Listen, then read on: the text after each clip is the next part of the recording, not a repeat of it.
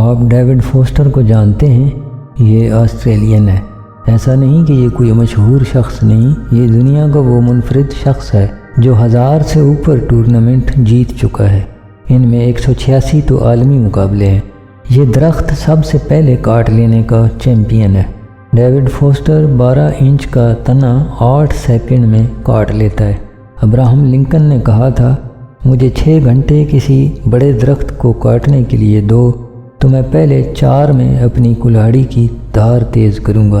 اس تیز کلاڑی سے اگر صرف درخت ہی کاٹنے ہیں تب آپ بھلے 1000 ٹورنامنٹ جیت جائیں، آپ کو زیادہ لوگ نہیں پہچانیں گے، کیونکہ دنیا بہت ترقی کر گئی ہے۔ آپ ایک درخت کاٹ کر تھک جائیں گے، دوسری طرف بجلی کی آری سارا جنگل صاف کر دے گی۔ ہمارا معاشرتی رویہ اور تعلیم دونوں آنے والے کل کو زیادہ نہیں سوچتے۔ ہمارا آج ہمیں یہ سوچنے ہی نہیں دیتا۔ اس لیے اکثریت جب اپنے آس پاس دیکھتی ہے کہ آج لوگ کہاں زیادہ خوش اور کامیاب ہیں تو سب اسی طرف چل پڑتے ہیں۔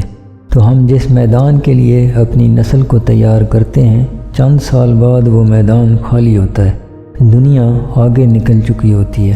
ابراہم لنکن نے بھی شاید درخت نہیں کاٹنے تھے، اس لیے انہوں نے اپنی نسل کو کل کے لیے تیار کیا، اور پھر آنے والا کل انہی کا تھا۔